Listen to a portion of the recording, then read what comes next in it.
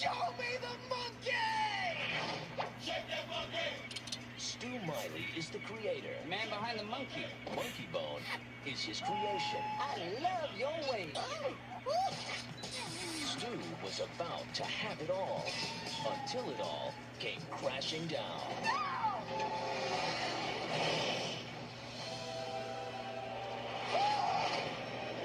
From the director of The Nightmare Before Christmas. Hello? Am I dead?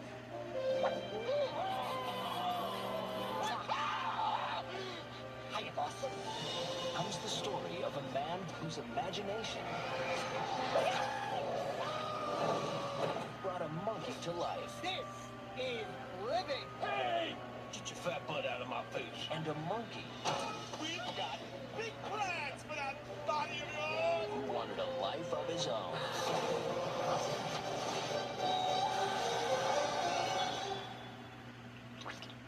Stu? Whoa! Baby!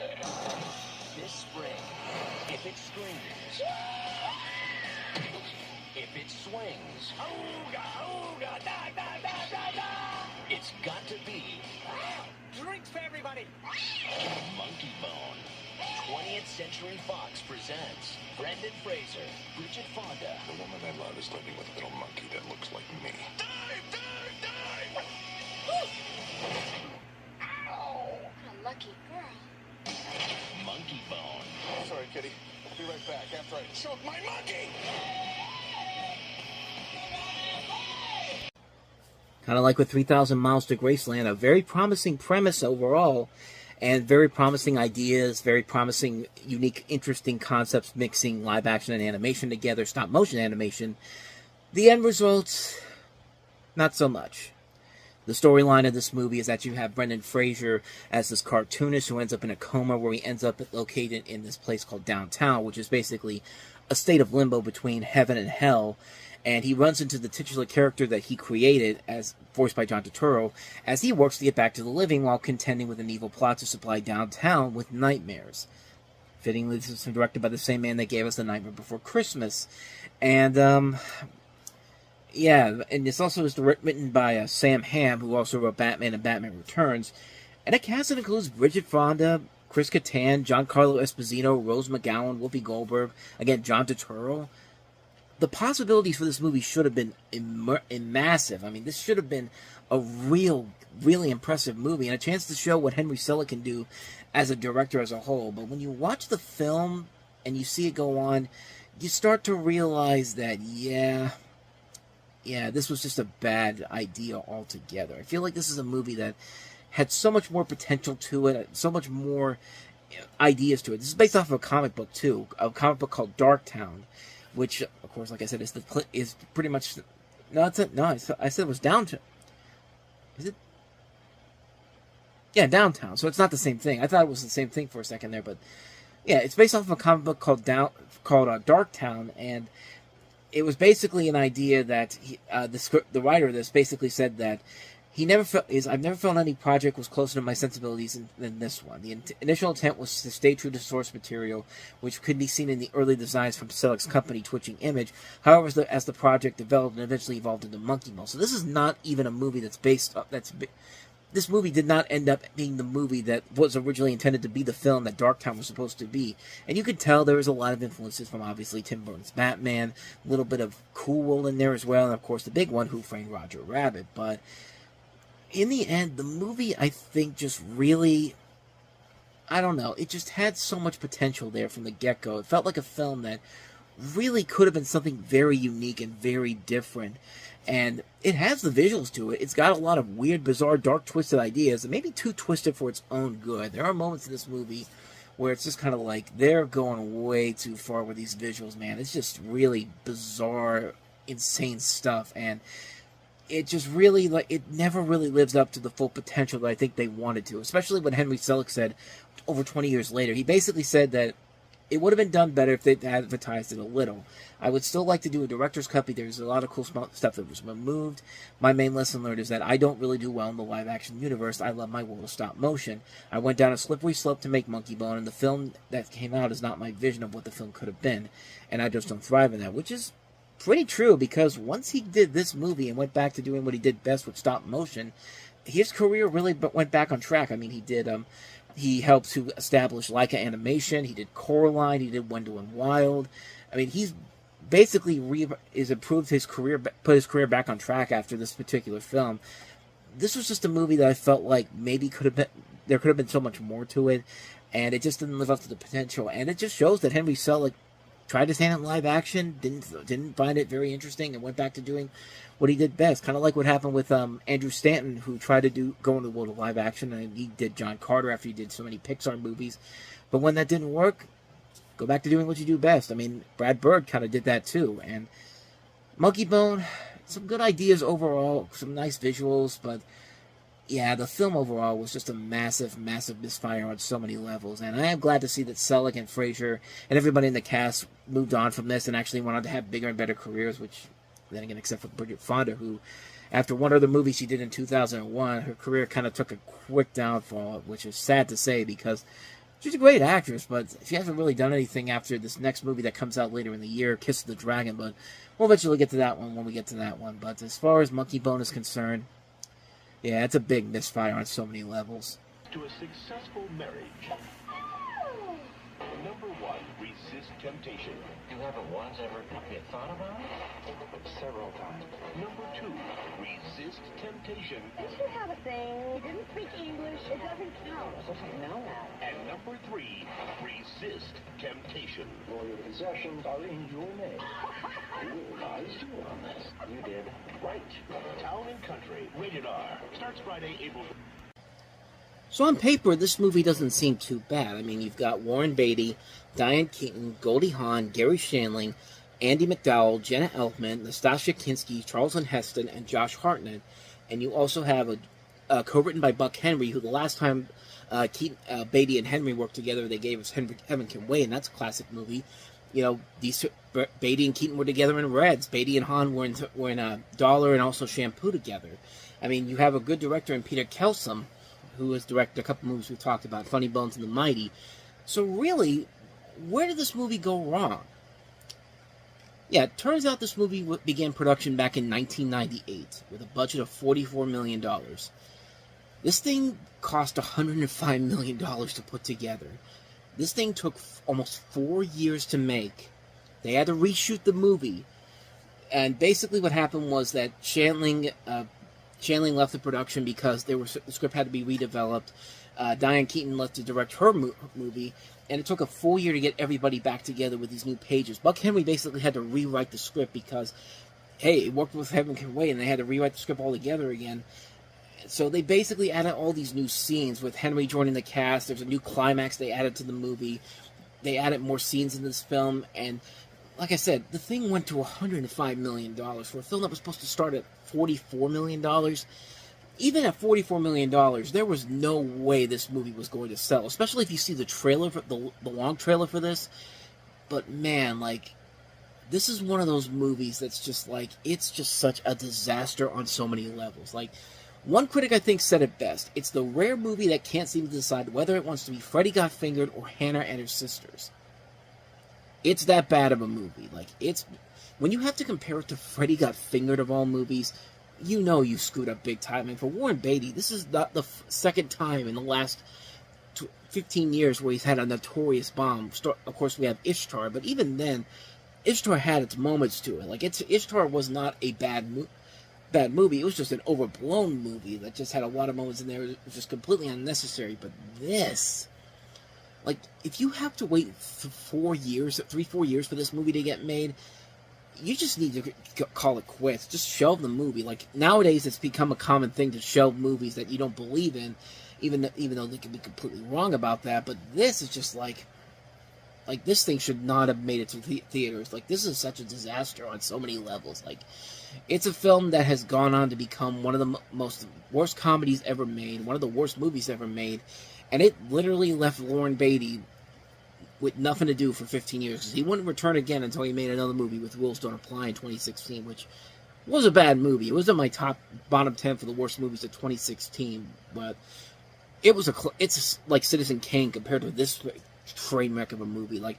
nothing about this movie makes any sense whatsoever, and they're lazy lazy attempts at trying to add sex, trying to be a sex comedy. That's just like, it's just a colossal failure, man. This is a movie that just has no idea what they could do to save it. It shouldn't have been saved at that point. Like, once they stopped production, it's at the end of '99. They should have just said, "Let's call it a day, guys. This isn't working anymore." And like, but it's here, and it's often considered one of the worst movies ever made, one of the worst comedies ever made, and quite frankly, I do not blame them one bit, because this is as bad as you think it's going to be. With all the talent they have in this movie, it's a complete mess on so many levels. Just horrible, horrible movie. Everybody, my daughter over there. She's gonna be a really big star one day. You guys in for a real treat. Come on, y'all, give her a hand. Come on, give her a hand.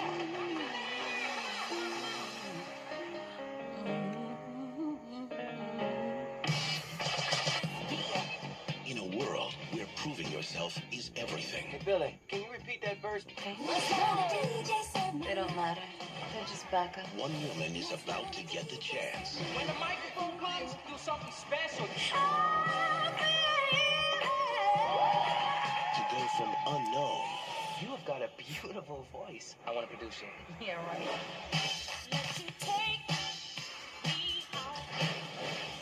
to a world she's only dreamed of. Don't you be getting all freaky on the first date. It's not a date. Remember the name, Billy Frank. Say it up. I'm on the radio.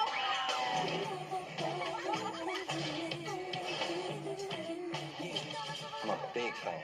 Maybe we should get together. They want you to work with other producers. The label makes these decisions. You can't let him use the best of you. What makes you think that's the best of me? Music brought them together. We're on our way, baby. Fame could tear them apart. They need us to go together. Don't forget that. But love He's here! will never let it end. To us. Mariah Carey. Glitter.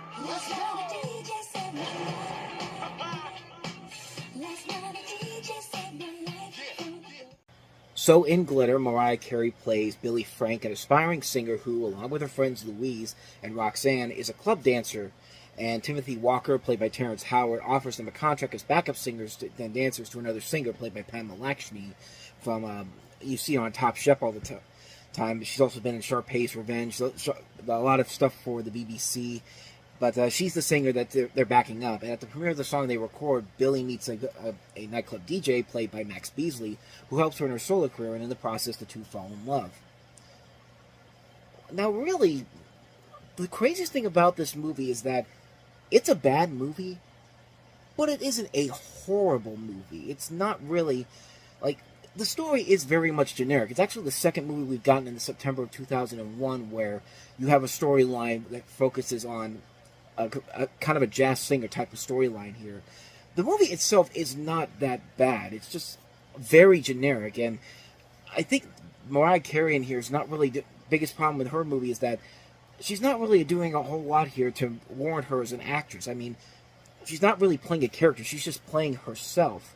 And you know, if you're gonna make it as a musician turned actress, you got to be able to play more than just yourself. I mean, that's what people like Madonna have done that successfully. Beyonce Knowles has done that successfully. I mean, there's been a lot of singers out there who have been successful at transitioning from musician to an actress. I mean, you're an entertainer, and here she's not really doing a whole lot with it, and the film really struggles because of it.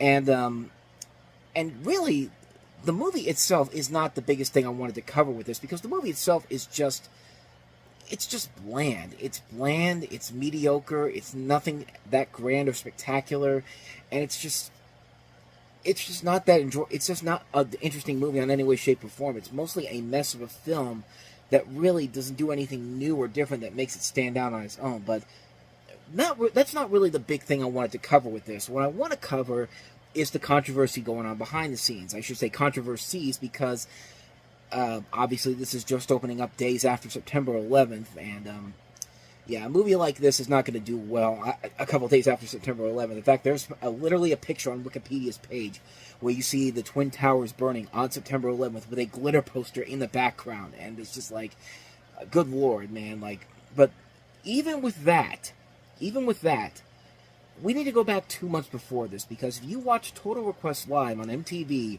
with Carson Daly on July 19th, 2001, you know almost immediately what I'm about to bring up here. So she was on there a month beforehand promoting the album for this, and then, you know, there was a thing on there where some things that started to come out where she was dealing with some erratic behavior. She had to do this massive promotional campaign where she barely got any sleep, and then she shows up on the show 106 in Park on the BET network, where she hid her thighs between large pillows and ranted that her life was one day that was continuous. Like, something was about to bubble up here, and sure enough, 2 days later, on Total Request Live on MTV, she comes up out of nowhere, and she does this. That was Unreal Remix. Boy, come on and love me. What the hell's that? Give me more. Mariah Carey. You gotta be kidding me. Ice cream truck. Unannounced to me. Wait, get the truck. Hi, Carson. What are you doing here? Hi. How are you? I just thought I'd surprise What are you. you wearing? I don't know. What are you doing here is the question. I'm here. Can you hold this? Yeah, I sure. brought you your present. It's this shirt. Yes, of course it does. What are you doing? Oh my God. What are you doing? Mariah Carey is stripping on TRL right now. Is it my birthday that I didn't know about it? Wow. You like this. Holy mackerel. You like this. Hey, can we get the AC cranked down? The AC. Crank it down. Get nice and close. Don't stare at her and help her through this. I just wanted one day off when I can go swimming and look at rainbows and like eat ice cream. Right. And maybe like learn how to ride a bicycle. What's You see, wrong? every now and then, somebody needs a little therapy. Yes, I understand And that. today is that moment for me. Really what I'm saying inside is, wow, I mean, I hope she is okay. I really think she just kind of blew a gasket, and sure enough, the next day she's, checked herself into the hospital. I mean, that's a full-blown meltdown right there. That's the textbook definition of a meltdown, where you're just doing stuff to get attention and you have no idea what you're doing. And strangely enough, nobody really noticed anything too serious at first. She still did stuff after this. Like, she did a record signing in Long Island. She went on Howard Stern. But it didn't take till she started rambling on different subjects in general here, and talking this. There was one point where she had all these erratic voice messages posted onto her website, and that was almost a week later, that's when they finally said, okay, you need to be checked into a hospital because you are having an emotional breakdown. And sure enough, because of that, they had to postpone the movie, because it was supposed to come out in August, late August, on Labor Day weekend, but then they pushed it back because of what had happened with Mariah Carey. And sure enough, I mean, when she got out of there, she got back to work, started promoting the movie again, and then September 11th happens, and to the point where, she's talked about it since then, talking about that she believed the film's failure at the box office was largely due to the soundtrack being released on September 11th, the same day as, of course, the terrorist attacks. And she went on to say that the movie was released on September 11, 2001. Could there be a worse day for the movie to come out? I don't even know that many people even saw the movie, which, okay, you can use that as kind of an excuse, but if you're just going to sit there and pretend like the thing that happened to you 2 months ago, where you're literally having an emotional and mental breakdown in several places, is not a contributing factor to this. It's just like, clearly something was going on with her, and it's unfortunate because, Mariah Carey, I still think of her as one of the great singers that we have. I mean, she's right up there with people like, Michael Jackson, Whitney Houston. I'll even say guys like people like Sam Smith, modern guys like Sam Smith, The Weeknd, a lot of great singers out there. And she's definitely very high up as one of the great singers of all time. And, this was just at a point in time where she was having so much success. I mean, she started a career back in early 1990, and it got to this point 11 years later where she finally just had this moment where everything was just too much for her, and she broke down and basically had to start from scratch again. And shortly after that, I mean, she took some time off, and then after that her career kind of bounced back again, and now she's the Mariah Carey that we know her as today. She's one of the great singers. She still makes a ton of great songs now and then, and she's been in some movies too, which is literally playing. She's literally playing herself, and it's not in like this movie right here where it's supposed to be her storyline. It's like in cameos where she's literally playing herself. She was in You Don't Mess with the Zohan. She was in what was another movie she was in I'm thinking of. She's been in a couple of Lee Daniels movies, really good Lee Daniels movies. Precious. She was in The Butler. I mean, she was the mayor in the Lego Batman movie. People forget that she was in that movie, and she was actually pretty funny in there, even though it's basically just a small little cameo there. And she even did another movie that came out after this a year later called Wise Girls, which also had Mira Sorvino in it. Mira Sorvino and Melora Walters. And I've never seen that movie, so I can't really say if it's any good or not. But she has proven that she at least can show that she could be a good actress if you put her in something where, she's actually given something to do and has a good script to work off of. With this, it was really hard to make this work, mostly because of the fact that, this is a film that is clearly trying to be the new jazz singer for a new generation. We already had a movie that was trying to do that with Rockstar, and that failed miserably. And with this, I don't think it's a bad movie. I just think it's a major missed opportunity on a number of different levels. It doesn't do anything new or unique that makes it stand out compared to other movies like this that have done it so much better. And it's not that the movie is bad. It's just there's nothing there. There's nothing about it that makes it stand out. It's just another one of these movies that we've seen done to death so many times. And it just gets to the point where it's just like, what am I supposed to take from this except for a story that we've seen done to death so many times? And it's just a film that the film was just not a good movie. It was just not a good film to begin with. And, you can make a companion movie to something and make it fun. Like, I mean, Michael Jackson's Moonwalker is such a bizarre, what the hell were you thinking when you made this movie? But at the same time, it's still a trip. It's still a fun, nostalgic trip. I mean, I just saw a movie that just came out yesterday, as of the time of recording this, on Amazon. Jennifer Lopez has a new movie out, This Is Me Now, which is a companion to a new album that's out right now.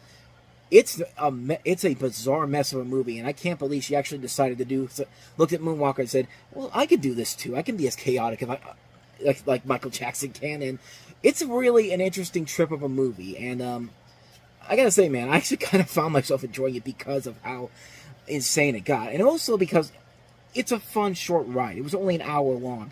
This thing is, I think, over 2 hours, if I'm not mistaken. About 2 hours. So I was close. But yeah, like, they really needed to have something really stand out in terms of the story and actually give Mariah Carey a good script to work with to actually make this work. But, hey, the soundtrack was a success eventually, so I guess there's that. But, the movie, not so much. And it's definitely a movie that's mostly known more for the controversies going on behind the scenes, the fact it was released just days after 9/11, and it just didn't work out. It just didn't work out on a number of levels. You can see why Mariah Carey hasn't tried to really establish another leading role since then, taking mostly supporting roles, and even when she does take a leading role, it's in smaller movies, like I talked about Wise Girls. But I mean, it's not a good movie. It's the bottom line here. It's not a good movie, but I don't think it's as bad as everyone made it out to be. I think it's just bad because of the stuff that was going on behind the scenes. It's just a generic mediocre film. I mean, it's nothing about it that makes it worthy or necessary, and it's just like, there's really nothing about it that I really need to see more of. Like, it's just like, I saw it, it wasn't as bad as I thought it was, so I guess that's the best positive thing I could say about it, but I have no real intention of ever watching it again. I mean, and you know what? I saw Crossroads with Britney Spears that came out just months after this. Now, that's a movie that's much worse than this movie is. This is just bland. That movie's a trip on its own. We'll get to that one eventually, but yeah, not much more I can say about this one. Glitter, I'll just say that it's not as bad as people made it out to be, but it's not good either. Are you excited to hit me? Becoming a hero, I want a rematch, is easy. Been waiting for 3 years for someone to drop that shirt. Actually being one. They named a sandwich after me. Is another story. I want to psych the guy out. You talking to me? No. Why not? That's why. From the director of the Santa Claus. What are you, like 12? Tim Allen is Senor Popular. Show Somebody. Rated PG. December 21st. Only in theaters. when someone took his pride. Are you like threatening to hit me? I'm gonna go with, yeah. Joe Shepard. You took something of mine, I want it back. Took a stand. Try to hit me in the face. Do people ever come back here? This Christmas, be bold. What are you, like 12? Be brave. Hey, somebody. You talking to me? Tim Allen is Joe Somebody. I'll take everything I see here, and if necessary, I will buy that head. A Christmas comedy for everybody. Hey, speaking of Jim Carrey, he actually was originally offered this movie, but he turned it down to the Majestic, so... yeah, basically he would have been screwed either way if he had taken the Majestic or Joe Somebody, but, Joe Somebody, this is a story where you basically have Tim Allen as an ordinary man forced into violence by a workplace buddy played by Patrick Warburton. You ever see the movie Big Bully? I mean, just take Tom Arnold and Rick Moranis out of there and put Tim Allen and Patrick Warburton in there. And while this is not as bad as Big Bully, it's pretty bad. This is one of those ones that we went to go see it because my family loved Tim Allen back then. I loved Tim Allen back then. This is directed by the same guy that did the Santa Claus and Jungle to Jungle, a guy that Tim Allen has been well known to work with. He worked on episodes of Last Man Standing with him in Home Improvement. So the pieces were definitely there for maybe something good, but the plot really is not that special. I mean, it is special. It's an after-school special, except replace the children with grown-ups. And the message of the movie overall doesn't make a whole lot of sense, and the ending really was kind of like, what was the point of this movie, Lynn? I mean, I don't get what they were trying to accomplish with this, and I thought Tim Allen was okay. I thought Patrick Warburton was not that great in here, and I like Patrick Warburton a lot. I think he's a great actor, and here he's not really given a whole lot to do. In fact, nobody here is really given a whole lot to do. Julie Bowen's kind of wasted here. So is Kelly Lynch, Greg German from Ally McBeal, who Hayden Panettiere is also in here. It was actually one of her early roles before she eventually would join Ally McBeal in the last season. And Jim Belushi in here as well. I mean, a good cast, but just not a good story or something interesting in general here. And the movie doesn't make a whole lot of sense. There are moments in this film that just really are not that funny or that interesting. Like, they have this scene in Target where it's him and Patrick Warburton, it's Tim Allen and Patrick Warburton fighting for whatever reason. Like, they're racing carts or something. Like, why are they doing this? I don't know. We're trying to fill out a runtime here. I mean, this is a $38 million movie. Where did $38 million go for a movie like this? And it's just like the movie just really just... nothing happens in this movie. No, there's no purpose. There's no point. There's nothing at the end of this movie that makes me say, wow, this was all worth it in the end. It's just a big misunderstanding, and it just ends with kind of a cop-out, too. Like, I mean, I don't know what else to say about this movie. This is a bad, bad film. Like, it isn't funny. It's really devoid of all these great, talented people in front of the camera, and it just has no purpose to exist except that 20th Century Fox just wants to get the movie out for Christmas. So, put this out there. I mean, this thing was literally shot in 8 weeks, but they probably were thinking, well, Jingle All the Way was shot in only a couple of weeks, and look at how well that turned out. But Jingle All the Way had a gimmick to it that actually worked, and it was actually funny. This is not. This is a movie that's just like, man, what a misfire this was. Major, major misfire. Avoid this one like the plague. I hate this movie. Joe Somebody, Tim Allen, I think you're much better than this.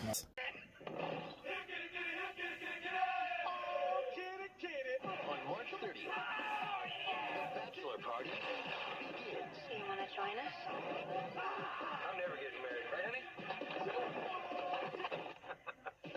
Who the man? You the man? You colossal moron. Let's swap some bodily fluids, baby. Tomcats. I should really be heading home. It's a school night. Rated R. Opens everywhere. Behold another one of those comedies that tries to sell the prepubescent teens of the time a movie where it's going to be nothing but sexy women, and it's going to be like the next great American Pie movie, and it's just not. Like, and once again, I was suckered into that. I was 12 years old when this came out. I knew my parents were not going to let me go see this movie, so the minute it went to a video store that I could rent, I picked it up, and when I finally saw it, you could tell how let down I was. This is a movie that literally is promising you all the sex in the world, and it doesn't give you anything of noteworthiness to it whatsoever.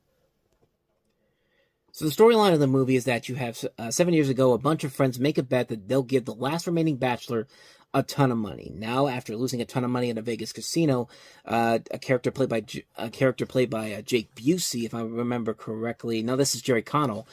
Jerry Connell has to quickly get his friend, played by Jake Busey, married so that he can collect the prize to pay back his debt. And, of course, hilarity ensues. You have Shannon Elizabeth, who plays the love interest in this.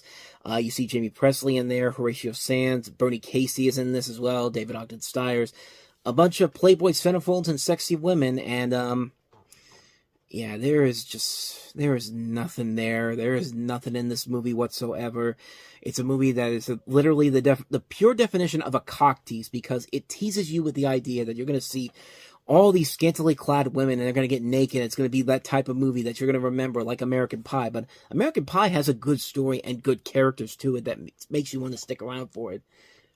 This does not. This is a bad romantic comedy disguised as a raunchy sex comedy, and not even a good raunchy sex comedy. I mean, the poster for this alone is literally a woman with a diamond ring in her belly button, wearing these boxers, looking like she's about to take them off, because that's the only way you're going to sell this movie to people, is if you promise TNA, and it just doesn't work. It does not work whatsoever. It's a really bad movie. It's not funny. It's boring. It's not enjoyable. It runs way too long. It falls into lazy romantic comedy cliches that you've seen done over and over again. Like, the moment you see what the big third act surprise is going to be, it's just like, really, we're doing this again? I hated this movie. I hated this movie when I saw it as a teen. Even when I went back to it, I hated it then. It just sucks. It's a horrible, horrible movie that missells you on everything. It's a friggin' mess, man. It's a friggin' mess.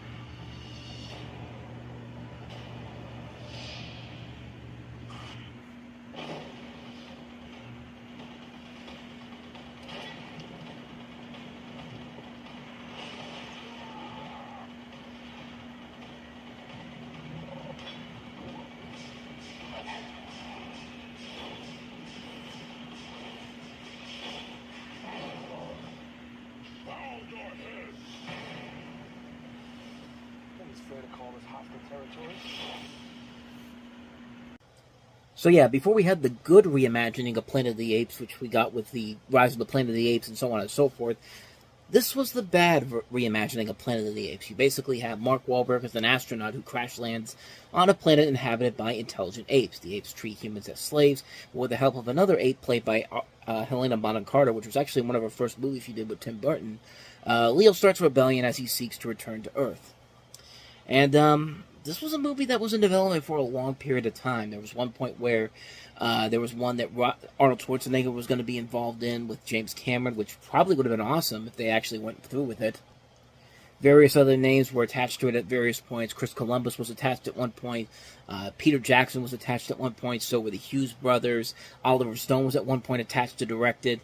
But Tim Burton eventually came on to direct, and the movie came out, and was a hit at first at the box office, but as time went on and people saw the movie, they realized that, yeah, not worth it. Definitely not worth it. And it's not like the movie is bad or anything. There are some good ideas overall, and there are things about it that are really cool. Like, the visual look of the movie is impressive. I'll give it that. And I do like the prosthetic makeup designs on there. I think they did a pretty good job of giving all the apes their distinctive looks to them. I thought Paul Giamatti and Michael Clark Duncan were probably the best things in the cast. But it's everything else about it that just really, really falls apart. I mean, the story makes no sense whatsoever, and it even has an ending that is so baffling and so bizarre. Like, it's trying to do something different compared to the classic ending of Planet of the Apes with Charlton Heston. Of course, you have the Statue of Liberty there. Statue of Liberty realizing that Earth was the Planet of the Apes all along, and of course, you maniacs, you blew it up. Damn you, damn it all to hell. No, this one decided to go another direction with it, and it makes no sense. It does not make any sense whatsoever. And the whole movie probably knows it doesn't make any sense, but it's like we literally do not have any ideas on how to wrap this up. I mean, this thing literally was being shot less than a year before it came out. I mean, they did not take the time whatsoever to actually put this together. And you could definitely tell story-wise. Like, yeah, the makeup looks impressive and the visuals look pretty good, but everything else about the movie is just bland. Mark Wahlberg is a good actor, but man, he's lifeless in this. And so is Estella Warren, who we already saw in Driven. And I guess they were trying to set her up as the new hot young talent, and then she does this and then follows us up with Kangaroo Jack, and yeah, her career pretty much ended. But that hope of her becoming the next big star pretty much ended when she said yes to Kangaroo Jack. But yeah, it's just not a good movie in terms of a story, in terms of good characters. Like I said, it had to take almost 10 years to get a really good Planet of the Apes reboot with Rise of the Planet of the Apes that got better and better with each film. Like, you know, Dawn of the Planet of the Apes and War for the Planet of the Apes are still incredible movies because the people behind them took a good idea with Planet of the Apes and gave it new life to it. You have a great main character that you follow, Andy Serkis is Caesar, and you really do want to follow that storyline with the apes. They make the apes the good guys in this situation, and they're a lot of fun to watch. They're very compelling to watch in general, and those movies have turned out great. But this, I'm glad they didn't make any more movies for this, because this would not have made any sense whatsoever if they had continued on from where they were setting it up, because it's just like nothing about what happened before that moment makes any sense to why this was meant to be that way. It's just like we had to do it because, hey, the original did something similar to it, so we're going to take it up the notch. And needless to say, it did not work in the long run. So yeah, avoid Tim Burton's Planet of the Apes. Despite the good effects, the good makeup design, it's not worth it. The Japanese are expecting a war. Hostilities imminent. We'll have no shield against invasion. We have to strike the heart of Japan the way they have hit us.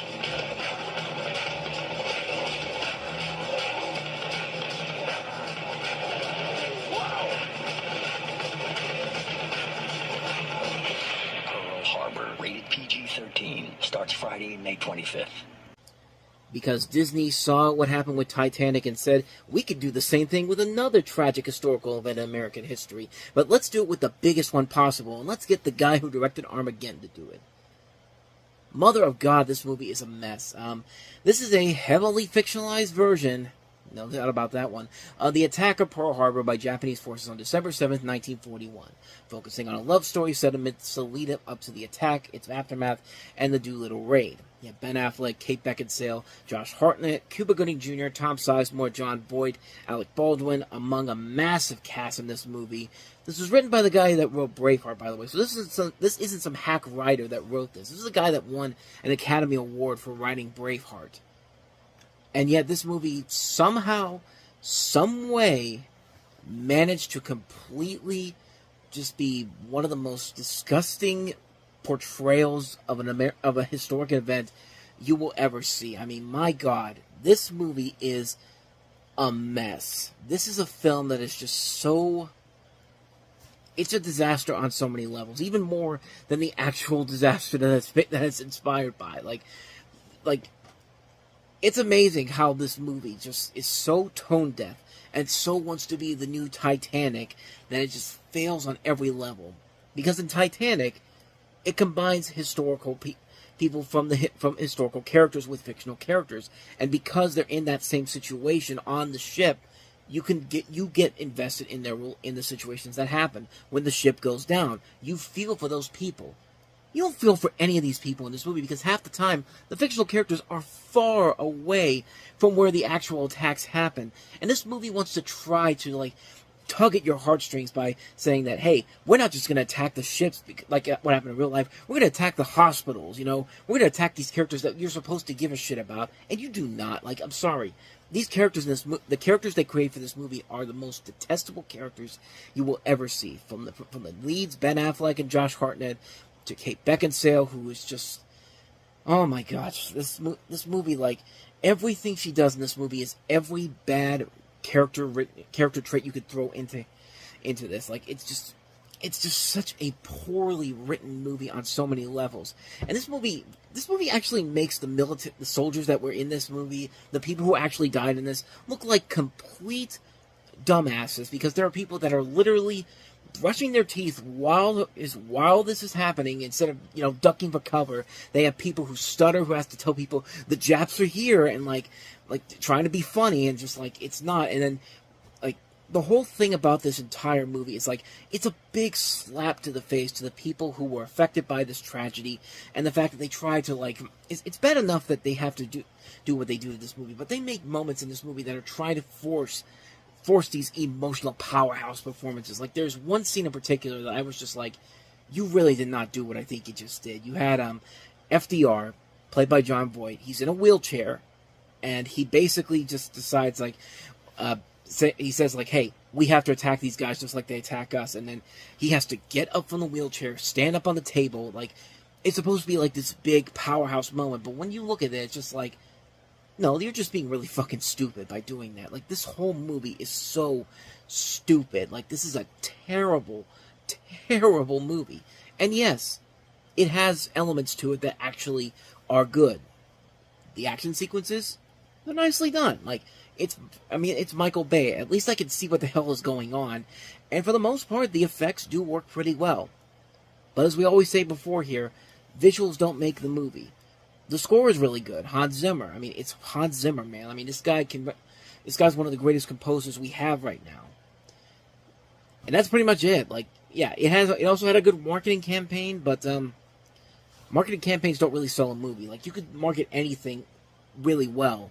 I mean, we've seen it before. You know, Lost World was marketed great, turned out to be a shitty movie. Godzilla had a great marketing campaign, turned out to be a terrible movie. I mean, Phantom Menace, great marketing campaign, terrible movie.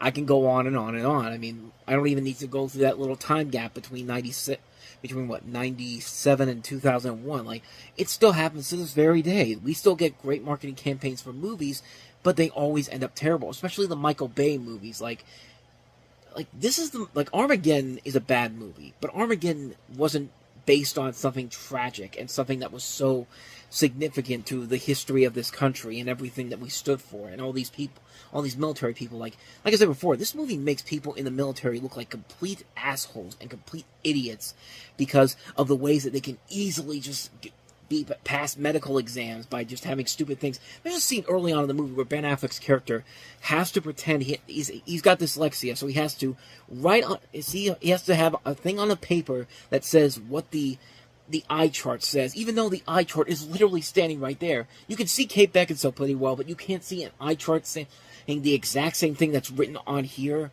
And like stuff like that is ridiculous. And their relationship is horribly written, because he thinks that just because that she loves him, she'll stand by him no matter what he does, even if he has to tell him, I have to leave on this mission the next day without telling her. It's just like, it's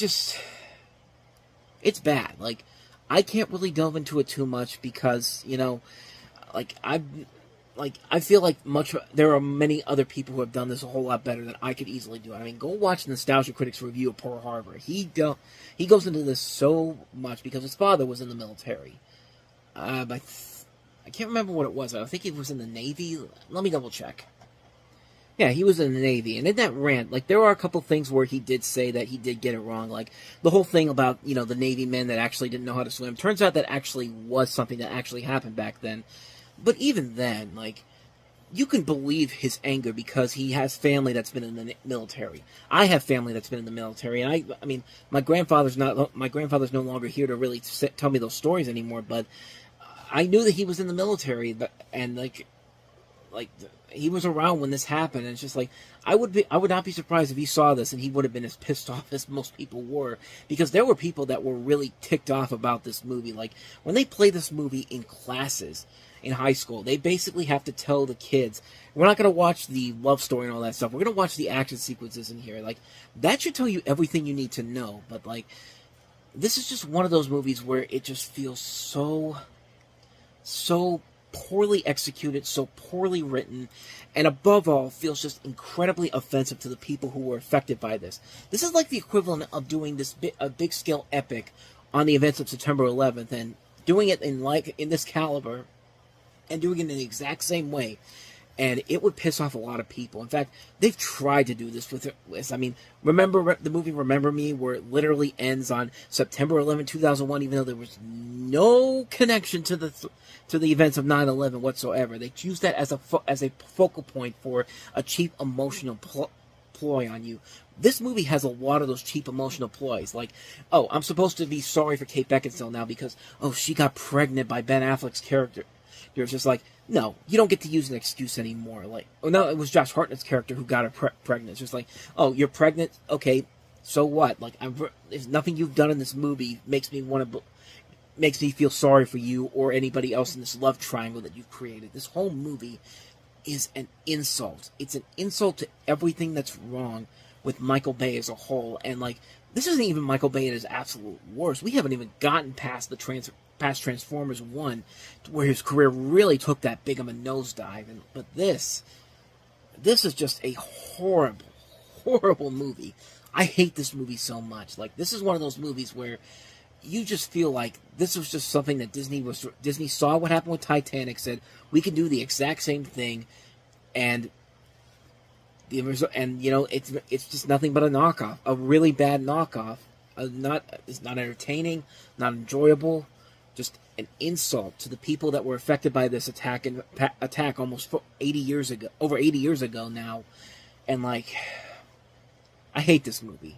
But plain and simple, I hate this movie. I hated it back then. I hate it now. Just an insult to everybody involved in this tragic event. And it's just, I've got nothing else to say. Pearl Harbor, avoid this one like the plague. Coming. Awesome! To wipe that silly smile off your planet. Big ones. Any ideas? Little ones. Snag one. Snag one? Yeah, snag one and put him in the bucket. I seen this movie. The black dude dies first. You snag it. Nasty ones. Woo! Get this thing out of It's gonna be here! okay, Harry. We might have to amputate. Whoa, stop! Don't take the leg! Sitting for scotch. Dang it, take the leg! Is there some sort of alien attack happening here? Is this kind of thing the government usually gets involved in? Shouldn't we tell them? Absolutely not. I know those people. David Duchovny, Orlando Jones, Sean William Scott, and Julianne Moore. That was so hot. From Ivan Reitman, the director of Ghostbusters, Evolution. What in the unholy crimson heck is that? That's like a big loogie. Rated PG-13. Starts Friday, June 8th, everywhere. I mean, let's just be honest. This was the original remake of Ghostbusters before we got the 2016 remake. And you know what? That 2016 remake does a lot better than this movie does because, man, this thing doesn't even hide the fact that it's trying to be the new Ghostbusters for the 21st century. Basically, you have a story where you have a college professor, played by David Duchovny, and a geologist, played by Orlando Jones, who investigate a meteor crash in Arizona. They discover the meteor is harboring extraterrestrial life, which is evolving very quickly into large, diverse, and outlandish creatures. Sean William Scott and Julianne Moore also join in on this, as well as Dan Aykroyd, and also Ethan Suplee, My Name is Earl. So, yeah, this is another movie that also reminds you of another popular film around that time, and that is, of course, Men in Black. And this was also kind of a time when Ivan Reitman was in the midst of a directorial drought. I mean, the man that once gave us comedy classics like, you know, Stripes, Ghostbusters, Twins, Kindergarten Cop, Dave, was kind of in the middle of giving us not very good films. Junior, Father's Day, even something like My Super Ex-Girlfriend, which I defended before on this show, but I'll even admit it's not his best material. But I guess it's really not this. I guess it's really not as bad as some of his works that he was making around this time period.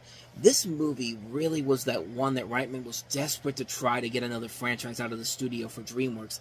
They were betting everything on this to make this the next big franchise. They literally had a cartoon series ready to go, thinking that this was going to be the blockbuster hit that they're expecting this to be. They didn't even wait for the movie to be successful before they greenlit the series. I mean, at least with Godzilla at least is a name brand. Like, even if the 98 movie bombed at the box office, which it did, Godzilla is still a name brand, and you can still market it off of that. There was no way you're going to market something off of Evolution.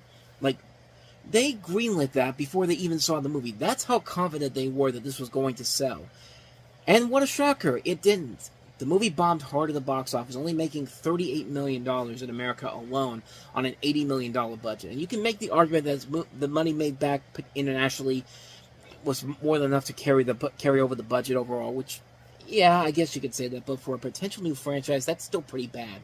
But, and DreamWorks didn't really need that because they just had Shrek come out a few weeks prior, which went on to become the big hit of the summer. So they could basically just sweep the failure of Evolution under the rug. But, as far as the movie itself goes, it's pretty bad. I mean, yeah, I'm going to bring up Ghostbusters a lot because it does take a lot from Ghostbusters. It's the ultimate form of a Ghostbusters ripoff. First off, let's copy the same chemistry from Ghostbusters with the 4 leads here, but they just don't have it. David Duchovny and Orlando Jones, you could buy these two would be friends, but you throw in Sean William Scott, who is basically just... He's basically just Stifler from American Pie in this, and to be that character that's that the team can relate to.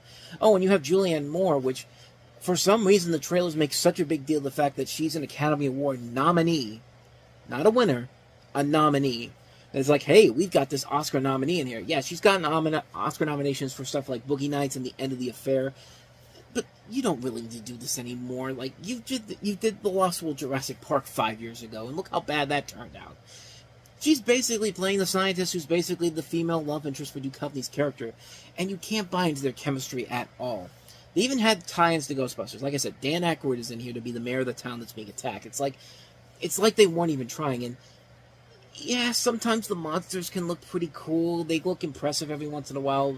But like I said before, great visuals don't make a great movie. It basically shows that they clearly did not give a crap and wanted to showcase how impressive the visuals are. You don't even know what to do because, yeah, you've got your aliens, but there's also dragon aliens. There's also blue monkey aliens that just like, what's the point? Like, really, what's the point of all this? It's just like, and they go for and the comedy in here really is bad. I mean, it's really bad. They go for, like, cheap, gross-out humor for no reason whatsoever, just to kill down to the thing that kills the aliens. Like, the only thing that could kill the aliens is Head and Shoulders, which, yeah, it turns out Duchovny's character believes that selenium might be poisonous to the aliens since they're nitrogen-based. And also because, arsenic is poisonous to Earth's carbon life, and one of the active ingredients in Head and Shoulders is selenium sulfide. And, it's not the intelligent scientist, but the 2 dim-witted students in Duchovny's class, one of them played by Ethan Suplee, who figures it out, which, at the time, I was just kind of like, that's a little bit much for me to buy, but the more I think about it, I think that's actually pretty clever, that it's the 2 dimwits that actually know more than the scientists do. Like, I'll give them a lot of credit for that one, but, nope, they still managed to fit. And I also like the idea that Head and Shoulders kills the aliens. Like, I feel like, at the time, I thought it was laziness. Like, I thought there was something like, the water that kills the aliens in science. But then again, it's a clever idea, but it's mostly just product placement. And it's not really good product placement. I was willing to give them credit for that, but no. If that wasn't enough to insult the intelligence of the audience alone, guess how the aliens are defeated in the end? Not just by Head and Shoulders. No. This is a 2000s PG-13, so you know what we gotta do? We gotta stuff the Head and Shoulders shampoo up the alien's ass. At that point, I'm not even joking, they stuff the shit inside the alien's ass, and that defeats it. It's just like, at that point, I was just kind of like, I'm done. Screw this movie, man. Like, at that point, like, I was willing to buy the idea of Head and Shoulders the more I thought about it as the thing that kills the aliens, because I think that's a clever idea, but just going for the most ridiculous body humor jokes, like, gross-out jokes like that, it's just like, no, like, that's crossing the line for me. Like, this is not only bad as it not only fails as a Ghostbusters ripoff, it fails as a straight-up comedy, period. It's a movie that fails as a movie, fails on all levels. Nothing about it is redeemable whatsoever. It tries way too hard to create a franchise, but there's no chemistry between any of the leads. Excuse me. And there's no chemistry between me getting that out of my mouth. But, anyway, where was I? Oh, yeah. There's no interesting story involved. I mean, there's no good twists and turns. There's absolutely nothing of value for this that's worthy of watching. I mean, this is the real terrible Ghostbusters remake. Like, Ghostbusters 2016 is like Citizen Kane compared to this movie. I mean, this is a bad, bad film that just does not hold up by any means necessary. And you can see the good ideas. There are some potential there, but no, they just wanted to create the next Ghostbusters, and it just failed miserably. So, yeah. Not much more to say about that one. Actually, before we move on to the next movie, I found some more research on here about Evolution. Turns out this movie was originally intended to be a straight-up horror movie. It was originally written by a guy named Don Jacoby, and the plan was that this was in development all the way back in 1998, and he envisioned this as a serious science fiction horror thriller described as humorless and violent. The Thing meets the Andromeda Strain, envisioning John Carpenter to direct the film.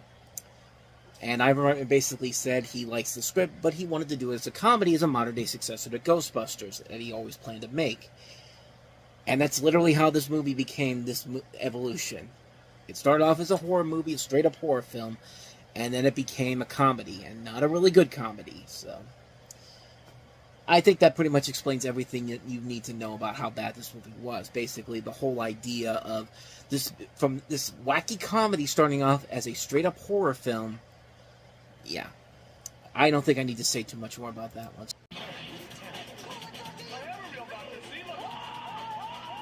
All he needs is his family's support. Is this your dad? His girlfriend's love. And a little shove in the right direction. As fast as you can. Tom Green. What? God, name it, you're doing Freddy Got Fingered. Yeah, when this movie came out, this was considered one of the worst movies of all time, and it's kind of hard not to see why if you actually see it. But the story of this movie is that you have Tom Green, who stars in the film as a childish slacker who wishes to become a professional cartoonist while dealing with his abusive father's behavior, the father played by Rip Torn, and its plot resembles Green's struggles as a young man trying to get his TV series picked up, which would later become the MTV series he became known for.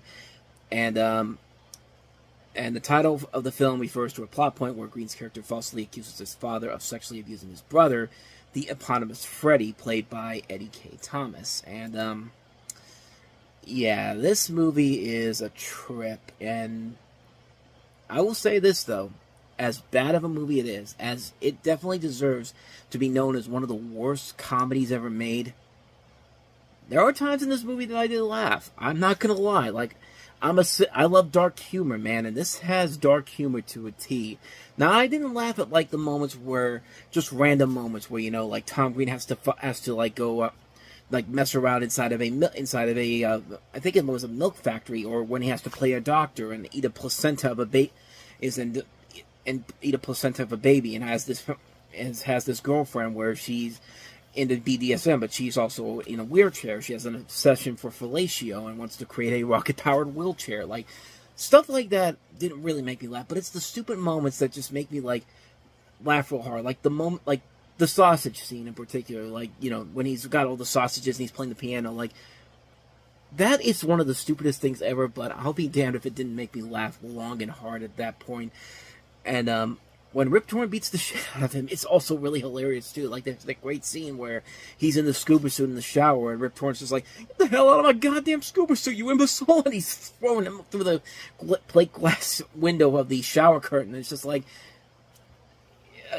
stuff like that makes me laugh hard. And the cartoon that he has at the end, where it's just like the zebras and all that, like, it's a poorly written cartoon, but I'll be damned if I'm not laughing my ass off at how... Is that, like, it's one of those things that just, that's some of the things that you remember from this movie that are like, hey, there was some value to this movie. And I think this thing has actually gotten a reevaluation over the years, and people have actually said, you know what? This isn't as bad as we gave it credit for. Now, I'm not willing to go that far. I still think there is a lot about this movie that's not great. A lot of things that I really do not like about the movie. And it's a bad movie. No question about it. It's a bad movie. It's one of those movies that we talked about with some other movies that they were trying to create the next Fairly Brothers style hit, especially at 20th Century Fox. And this was another one of those ones where they tried to create a hit out of it, and it just didn't work. But like I said, it has gained a lot of reappreciation over the years. I don't know if that's a good kind of appreciation, or it's one of those it's so bad it's good type of things, which I'm guessing maybe that's the case, but who knows? But yeah. It's not a great movie by any means, but it has those moments that you will remember forever, whether you think it's funny or just not. It's a trip, man. And I would honestly say check it out if you want to see a really, really bad movie, because this is no matter what I say about it that's good, Freddy Got Fingered is a really, really bad movie. Plain and simple. Good luck today. To race with courage. Everyone falls down. It's just how fast you get up. Love with passion. Don't blow this. Not over her. To risk it all. I can't do that. Don't overdrive the car. You must be driven. Ready PG-13. Starts Friday, April 20th. Franchise pictures, because you know it's going to be a winner. Oh, God. Oh, boy, this movie. So, basically, the story of this movie is that even though Stallone wrote this movie and his name is on the front of this, he's not really the star of the movie. It's more of an ensemble film, which I have to give him credit for it. That's something I thought was pretty interesting of him to do. It's too bad the movie doesn't have anything of warrant to really keep it together, though. You have a young racer's driving effort to win the Kart FedEx Championship Series Auto Racing Championship. And Stallone basically went to many Formula One races, but he was unable to get enough information about the category due to the secrecy for which these teams protect their cars. So instead of focusing on that, he decided to base the film on the Champ Car League. A league that was not even around by this point. It didn't even exist until 2004. And didn't even last 4 seasons. So this thing was already dated before the thing they're basing this on even took place. That should be warning sign number 1 to stay the hell away from this movie. Warning sign number 2. It's every bad thing. It's every bad element of the biggest films of 2001. 2 of the biggest films of 2001: Pearl Harbor and The Fast and the Furious. Imagine those two brought together and written by a guy who clearly is writing something that's clearly past his prime. Like, this is like, Stallone can be a great writer, but man, you're trying to write stuff like this for a younger generation, and it's bad. It's a bad movie on so many levels. Stallone is kind of wasted in this movie. Burt Reynolds is in this film. Gina Gershon, Estella Warren, who's really annoying in this movie. The two guys in here, Till Schweiger and Kip Pardue. God, they're so annoying in this movie. Everybody in this movie is just so annoying. You hate every single person in this movie. And it's pretty clear this movie has no idea what the hell they're trying to accomplish here. This thing has a budget of close to $100 million. And if you watch this movie, you would have no idea what the hell they were thinking about doing. Like, this makes the early CG in the first Fast and Furious movies look like classics. Looks like pure perfection compared to what the hell they do in this movie here. There's just nothing in this movie that works at all. This is a film that's just like... And he wrote this 25 times. He had 25 different drafts of this movie. And he also said this was autobiographical. It's just like, do you really have any idea what the hell you're doing, Stallone? Like I thought Expendables 4 was the worst you could do. But you know what? Jason Statham and Megan Fox were the best things about that movie, even though you barely had anything to do with that one. Even though that was your baby. But this is bad. This is really, really bad. I mean, this is a movie that is just an abomination on so many levels. A plot that makes no sense whatsoever. It's a terrible movie. Like, even Stallone himself has gone back and said that, yeah, this was a big mistake on his part. But, yeah, this is a bad movie. And for Rennie Harlan, who was coming off of some pretty good hits at the time, Deep Blue Sea was a good, fun, guilty pleasure movie, a so bad it's good type of film. You know, The Long Kiss Goodnight, Cliffhanger a couple of movies before that.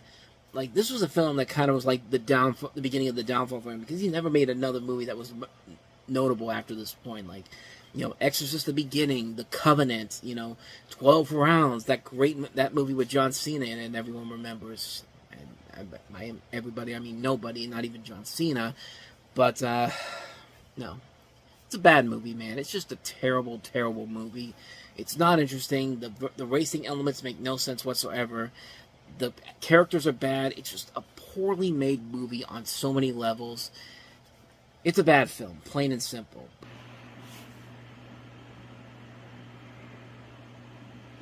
All right, let's get a move on, people. We are on in 7, 6, 5, 4, 3, 2, 1. Okay, people, east and seaboard coming online. second. The creators of Toy Story. Hey, what's shaking, baby? Did you lose weight or lift? Take you into the world behind your closet door. Roz, you're looking fabulous today. Is that a new haircut? New makeup. You've had a lift. You've had a top. You've had something. We've always been afraid monsters were there, Cherry beat, cherry beat, cherry beat. Look, the kid's away. waiting to scare us. Twins and a bugbear. But what we didn't know is that we scared them. You can't almost touch me. You can't touch a child. They're toxic. If a kid ever got through one of our doors, the results would be catastrophic. What for? Walt Disney Pictures presents That thing is a killing machine. a Pixar Animation Studios film.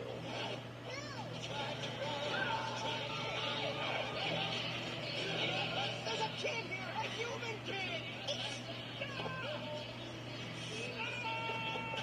We can neither confirm nor deny the fact that a human child. Let's keep it. I always wanted to pet. They can kill me. What are you doing?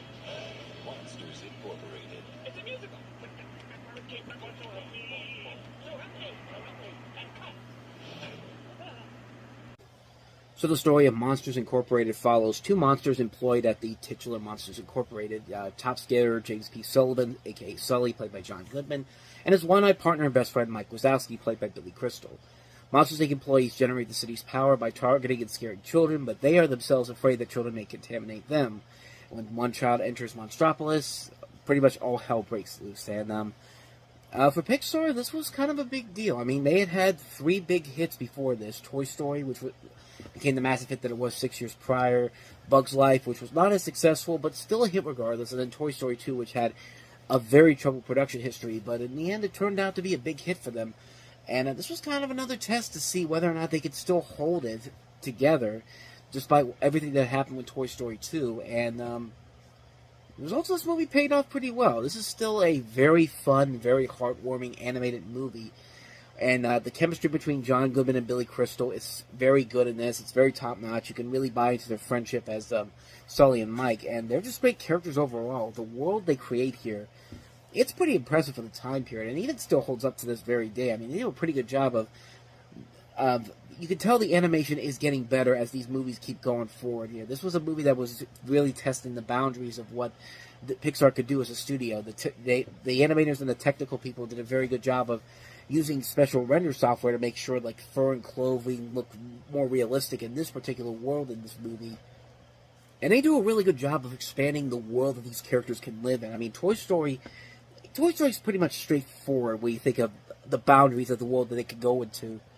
Like in the first Toy Story, they'll go to a couple places that are outside of their home, but it's not as like grand and epic as it is in this type of movie. And even in Bug's Life, which it's on the small island, but the way they're able to like expand the world in there is very impressive in general when they're on there for most of the movie.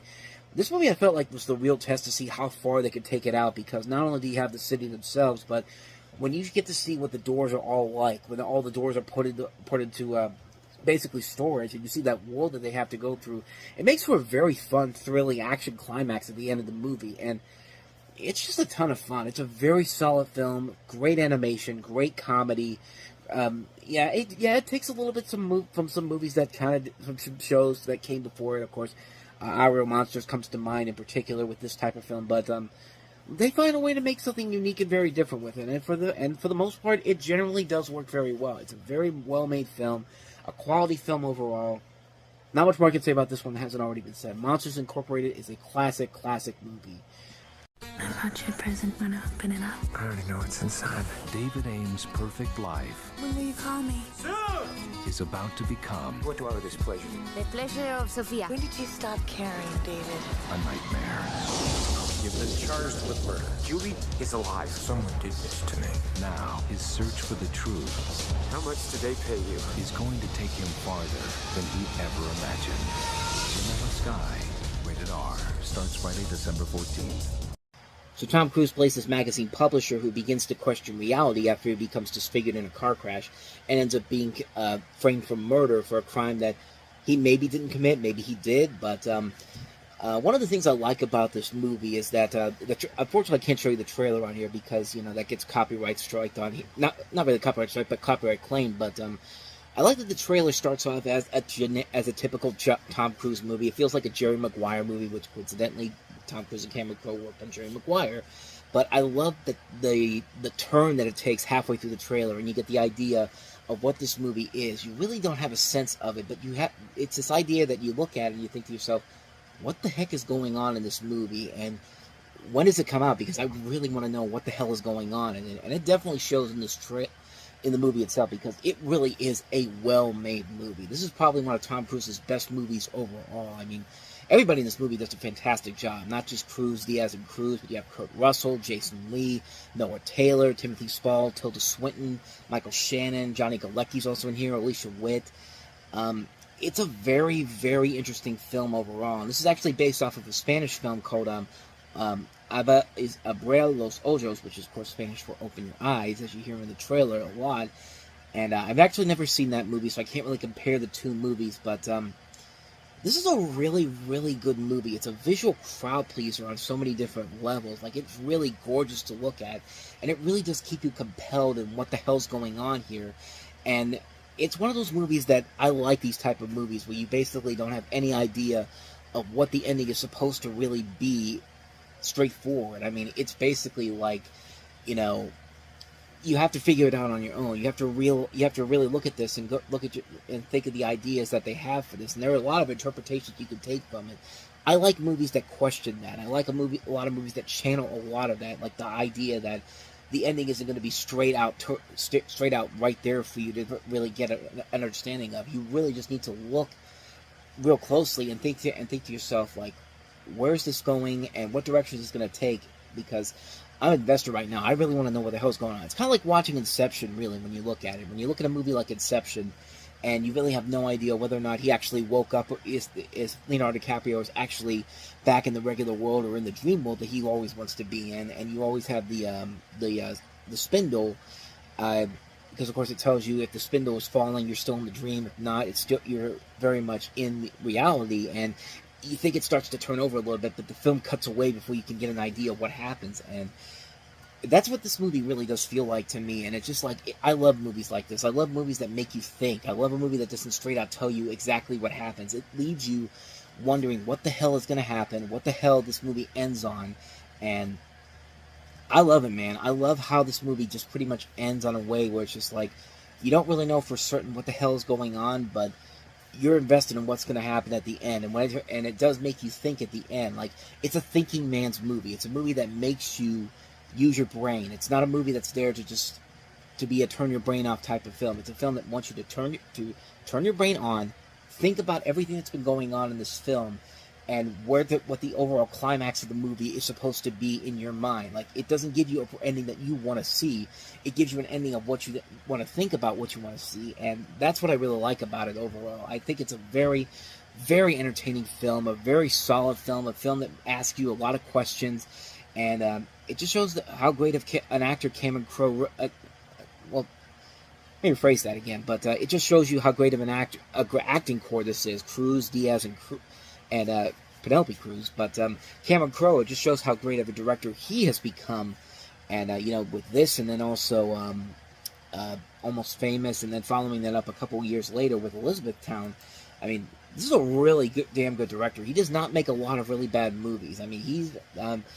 It's funny because the last two movies he made as a director were probably his worst films, and We Bought a Zoo is not bad per se. Aloha is horrible, but this just goes to show you how great of a director Cameron Crowe really is, and kind of makes me wish he made more movies because he hasn't really done a whole lot since Aloha. Aloha was the one that really kind of killed his career when it was all said and done, but I wanted to go back to making movies like this, movies that make you think, movies that actually make you wonder what's going on here, what the interpretations are, what your brain is thinking while you're watching this, and I want to see more of that, man. I want to see more of that in movies in general, because this is a movie that definitely deserves a lot more attention than I think it definitely gets right now. But from a visual perspective, from a story perspective, from an acting perspective, it just is fantastic, man. Vanilla Sky, top-notch stuff.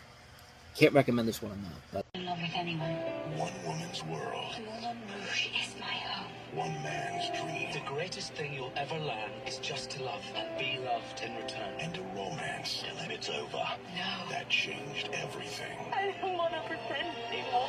Critics are calling Moulin Rouge one of the most incredible movies you've ever seen. Time magazine says the film dances, the heart sings.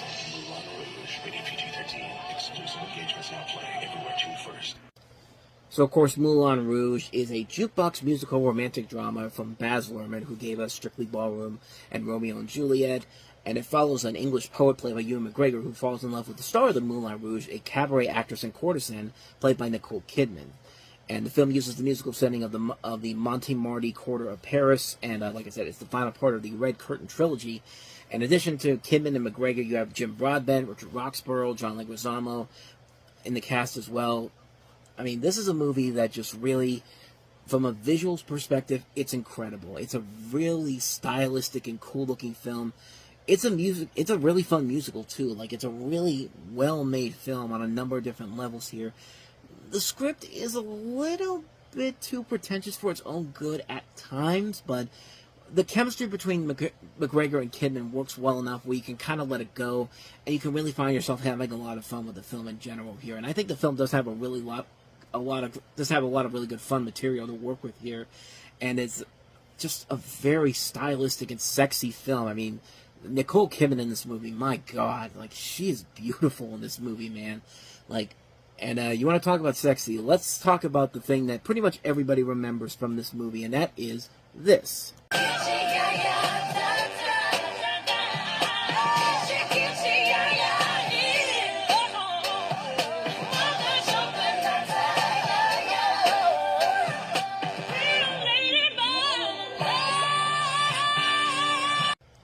I mean, Lady Marmalade's probably the most memorable thing that came out of this movie. I mean, the song is not only really good, mostly combining the mixes of, like, these very different artists together, like Christina Aguilera, Lil' Kim, Maya, and Pink, as well as Missy Elliott, too.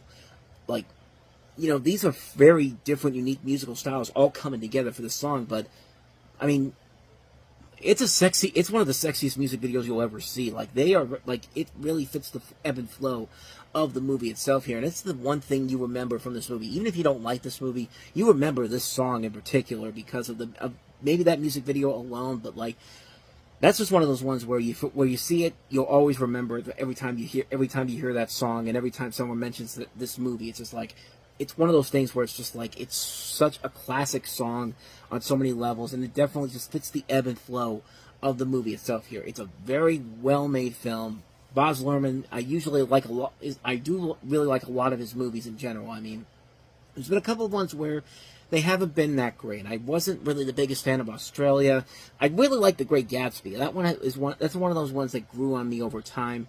And then Elvis, which is, I still don't like that movie. Like, I know what it was trying to accomplish, but it just didn't really do it for me. I'm one of the few people that really does not like that movie in general. But this is probably his magnum opus. This is the film that really shows what he can do as a director, his visual style coming to life, and it's just such an amazing film. I love it so much. It's a great film. Can't recommend this one enough. Moulin Rouge.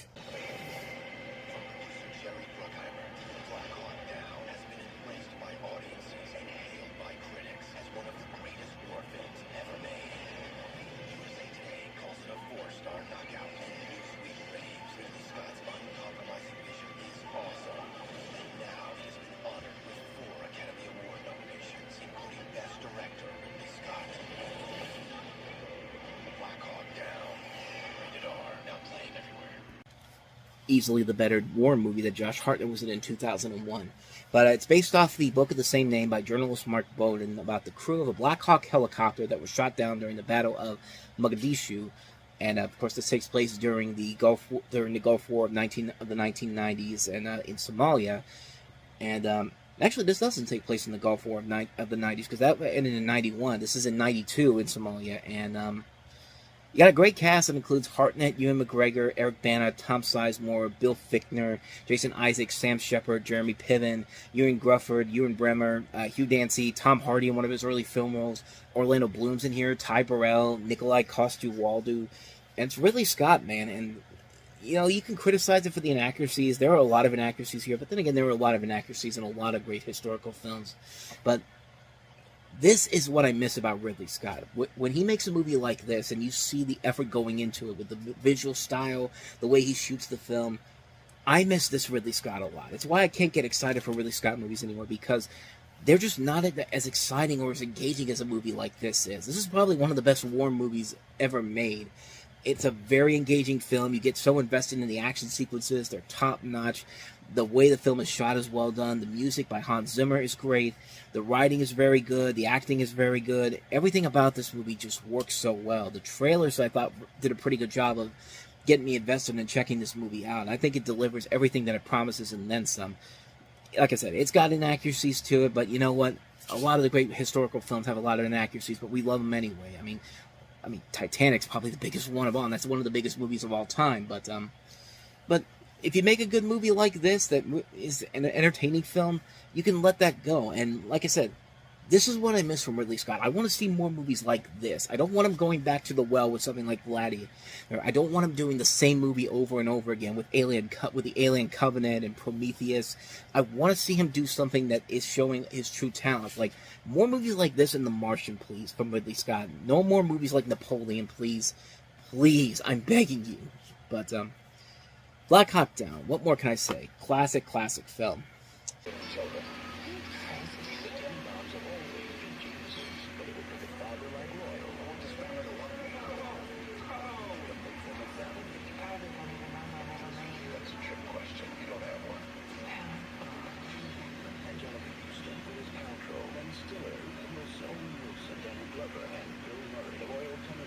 He also stole bonds out of my safety deposit box when I was 14. So the Royal Tenenbaums tells the story of, well, basically the narrative is influenced by the writing of J.D. Salinger, and it follows the lives of three gifted siblings who experience great successes in their youth and even greater disappointments and failure in adulthood. Relevant much? I mean, I definitely could see it, but the children's eccentric father, Royal Tenenbaum, played by Gene Hackman, leaves them in their adolescent years and returns to them after they have grown, falsely claiming he has a terminal illness. He works on reconciling with his children and his ex-wife, played by Angelica Houston. And you see the cast there: Danny Glover, Gene Hackman, Angelica Houston, Bill Murray, Gwyneth Paltrow, Ben Stiller, Luke Wilson, Owen Wilson. Pretty much the regulars of Wes Anderson movies. And this was my introduction to Wes Anderson. I think it was a lot of people's introduction to Wes Anderson. Everyone looked at this and said, who is this guy? And, you know, where did he come from? Even though he had made a couple movies before him. But this was the first movie I ever saw him make. And right away, I was a fan of his work. I've been a fan of his work for a number of years. I mean, I've liked every Wes Anderson movie. They're mostly very predictable, especially the latter films, but they're still really enjoyable from the visual perspective, from the story perspective, from the way that they're presented. They're still mesmerizing movies to watch, and he's one of those few directors where every time there's a new movie that comes out of his, I have to watch it, no matter what it is, even if it's not a movie that's one of his better films in general. Excuse me, but even if it's not one of his better films in general, it's still a film that I have to watch. Like, I really liked Asteroid City. I thought that was a really good film. A lot of people were very mixed on that film, but I love the visual concept of it. I love some of the really silliness, the wacky silliness of it. I mean, the movies he makes do get really ridiculous, but like I said, this was the film that really introduced me to the world of Wes Anderson. I'm glad I never went back, because this is probably his overall best film overall. I mean, he's made a lot of great movies, but this is definitely one of those movies that I always go back to every once in a while and watch, just from the cast alone. Fantastic cast, from the visual perspective, from the story perspective. I mean, you could tell he takes a lot of influences from classic films, you know, stuff like, you know, just like Wikipedia says, like The Magnificent Ambersons by Orson Welles, or The Fire Within by Louis Malle. Like, you could definitely see that. Like, and there's a lot of things about it you can definitely relate to. The fact that in the plot description, it says, like, three gifted siblings, they have great success in their youth, and they come to the reality of adulthood and realize that you're bound for disappointment and failure, and you come to the point where, kind of like the catchphrase I've been using as of late, you know, life has no real happy endings. You just got to accept that there's going to be a lot of disappointments in your life, and sure enough, I think this movie kind of perfects that pretty well. It's a really good coming-of-age story that basically hits you deep in the gut and tells you that, hey, not everything's going to work out in life, but you got to find a way to move on and just be be yourself and just try to get through another day, and like really top-notch stuff. And Wes Anderson and Owen Wilson do a fantastic job handling the script for this. The direction for this is top-notch. A visual flair, beautiful cinematography. I love the cinematography for this movie. Robert Yeoman does a great job with this. Mark Mothersbaugh does a really good job with the score. It's a really fantastic film. It's a film that I always go back to, and it's one of my. It's very. I said it's one of my favorite Wes Anderson movie.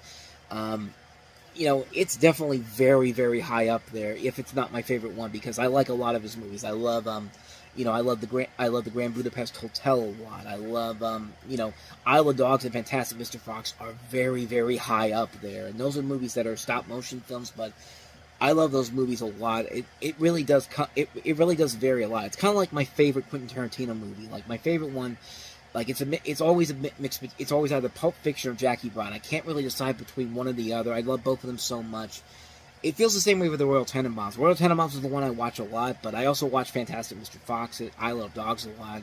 I watch a lot of Wes Anderson films a lot. So, but yeah, Royal Tenenbaums is one of those ones that I definitely watch a lot, and it's one of my favorite movies, one of my favorite comedies from Wes Anderson. One of the reasons why I became a Wes Anderson fan to begin with. Just a terrific, terrific film. I can't recommend this one enough. The Royal Tenenbaums. If you have not seen it, do yourself a favor and see it, because you're doing yourself a major, major disservice by not doing so. For the record, Daniel Ocean. you have been implicated in over a dozen other confidence schemes and frauds. What do you think you would do if released? I don't know. How much do you guys make a year?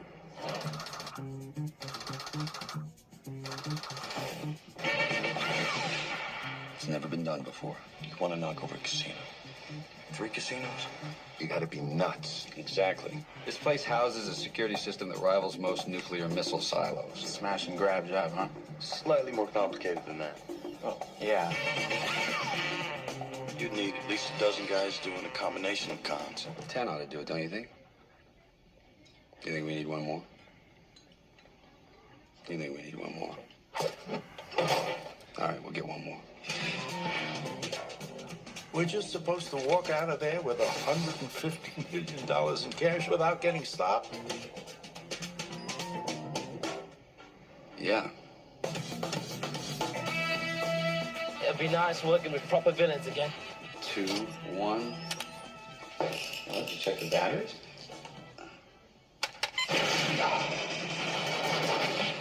Now they tell me that I paid my debt to society. Funny, I never got a check.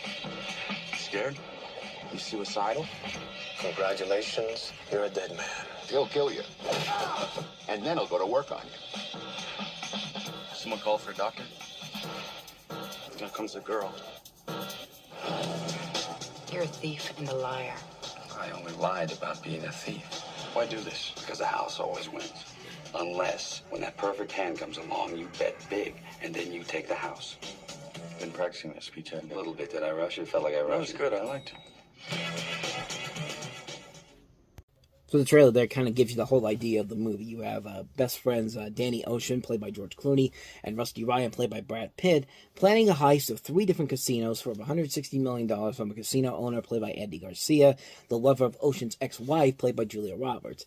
Add in Matt Damon, Andy Garcia, I just said Andy Garcia, Casey Affleck, Scott Conn, Elliot Gould, Bernie Mac, Carl Reiner, Don Cheadle, and you got one of the most well-known remakes in terms of getting it right, where the other film worked for what it was. I mean, the 1960s movie was a Rat Pack movie. It was a Sinatra venue, and it was another Sinatra's guys, Sinatra, Dean Martin, Sammy Davis Jr., It was fine for the 1960s. This is a remake that takes a classic film and gives it its own slick, modernized, stylized look, and it doesn't feel like it's being forced onto you in any way, shape, or form. It feels like a real movie that they actually put effort into it, and they got a great director to do it, Steven Soderbergh. Steven Soderbergh's a phenomenal director. You've got a great cast: George Clooney, Matt Damon, Brad Pitt, Julia Roberts, an entirely stacked cast all around that I've already mentioned before, and it's just a really damn good movie. It's a movie that still holds up even after all these years, even after so many sequels that we've had with these characters. Nothing has ever been able to come close to what the original Ocean's 11 was able to do, but I mean, it's a classic film. It's a classic movie on so many levels. A slick, stylized look at one of the great movies of its time period, modernized for a new generation with a new cast and a great cast. Like I said, that features a ton of people that are going to win Oscars down the road. You know, Julia Roberts had just won her Oscar at this point. Matt Damon had won his Oscar for Good Will Hunting. George Clooney would win an Oscar down the road. Brad Pitt, Casey Affleck. Not much more I can add to this movie that hasn't already been said already, man. It's just a great, great movie on so many different levels. A phenomenal film. I can't recommend this one enough. There's not much more I can add to it because really I've pretty much said everything that pretty much everybody else has said already. Ocean's 11, fantastic film. Can't recommend it enough. Definitely check it out.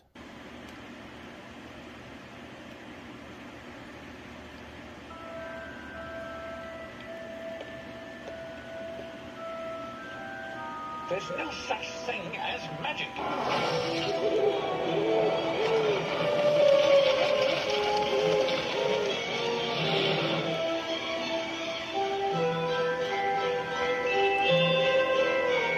Dear Mr. Potter, you have been accepted to Hogwarts School of Witchcraft and Wizardry. Soon, you and your schoolmates will join us here, and your education in the magical arts shall begin.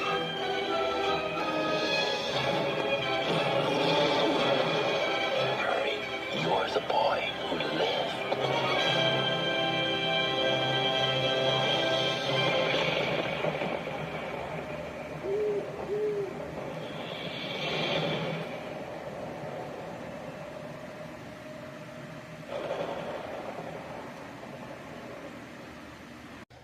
Or as they call it in the UK, Harry Potter and the Philosopher's Stone.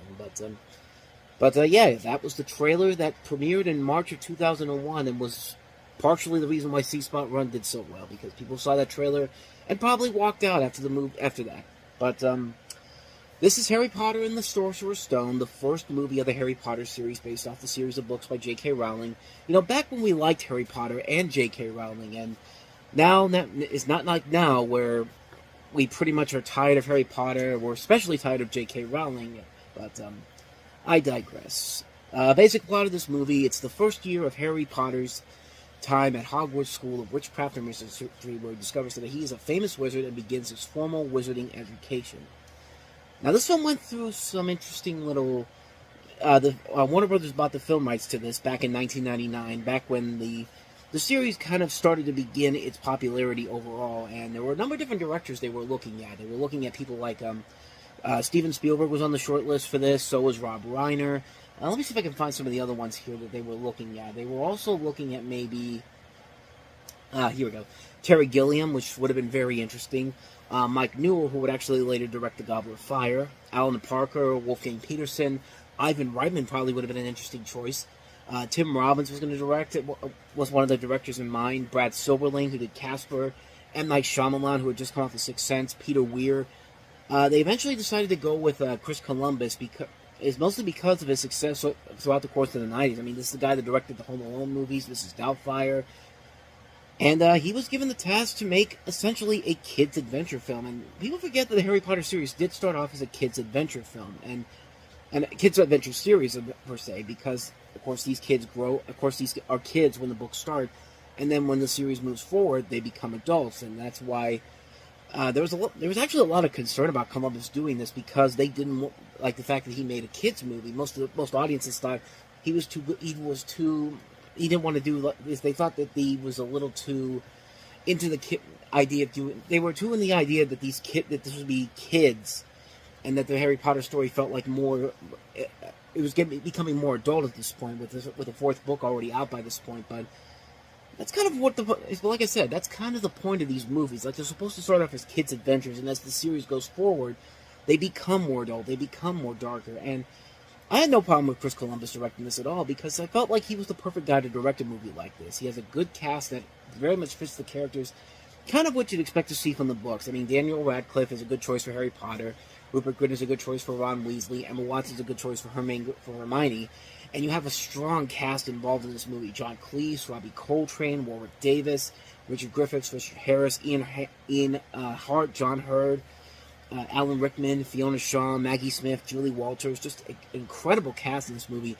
And you can see from that trailer, the production design of this, it feels like something right out of the book. And I think they did a phenomenal job of handing this to a guy like Columbus who could make this work so well.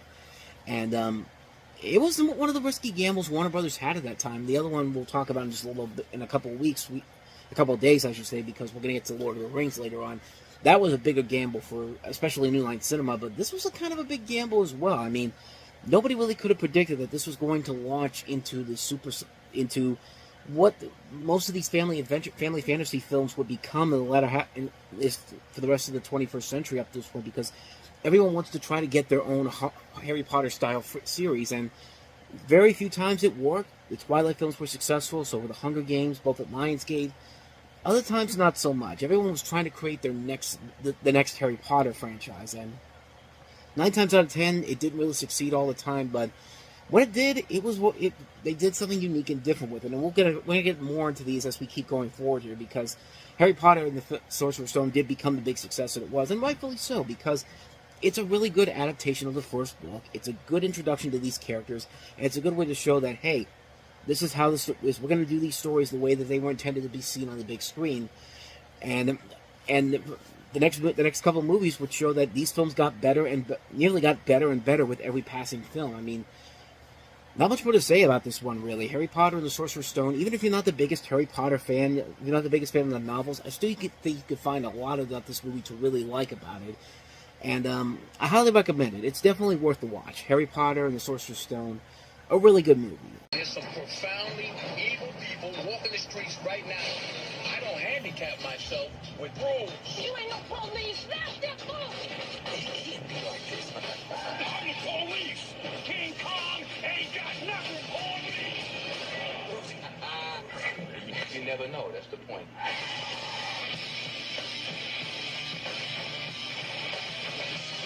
Training Day. Rated R. Starts October 5th.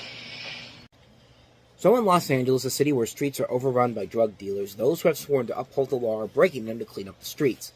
Denzel Washington plays an LAPD detective, a veteran narcotics officer, whose methods of enforcing the law are questionable, if not corrupt. Training Day follows Harris as he's joined by rookie Jake Hoyt, played by Ethan Hawke, on a 24-hour period. Ethical dilemmas arise for Hoyt as well as the audience as questions present themselves as to whether or not Harris's methodology for ridding the streets of South Central Los Angeles of drugs is right or wrong.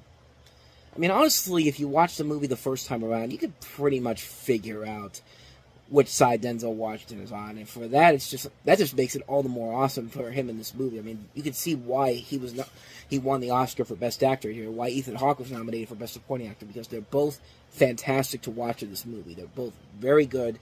The story takes place over the course of a 24-hour period, and it's just very well done. It's a movie that is very intense, very in your face, very much making you wonder, how is this going to end when it's all said and done? It keeps you on the edge of your seat. In a movie like this, it's very well done. Like, the cast in this movie is fantastic alone. Like, not only just Washington Hawke alone, but also you have Scott Glenn, Cliff Curtis, Eva Mendes, Dr. Dre, Snoop Dogg, Macy Gray.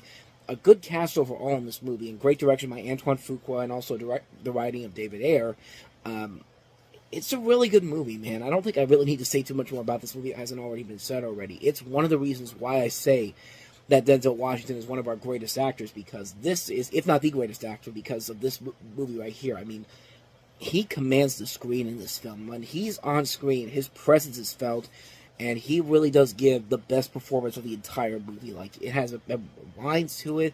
It's had a lasting legacy, a terrible TV series that was on CBS for only one season, and not surprising, it was on CBS. I mean, if the network that couldn't do Rush Hour and True Lies couldn't, in series form, tried to do it with Training Day, what did you think was going to happen? Like, it was already done on arrival the moment when somebody said, let's swap the roles around. Like, it's going to be the Ethan Hawke character now as the corrupt cop, and the black cop is going to be the guy who's the rookie, and it just didn't work out.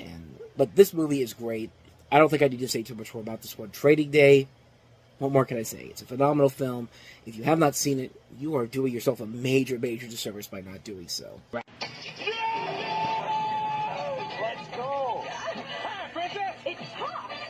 Get them to shut up, that's it, Shrek. The comedy event of the summer stars Mike Myers, Eddie Murphy, Cameron Diaz, John Lithgow. How about him? There's an arrow in your butt. Oh, would you look at that? Shrek. Oh, what large teeth you have! And do I detect a hint of minty freshness? Rated PG.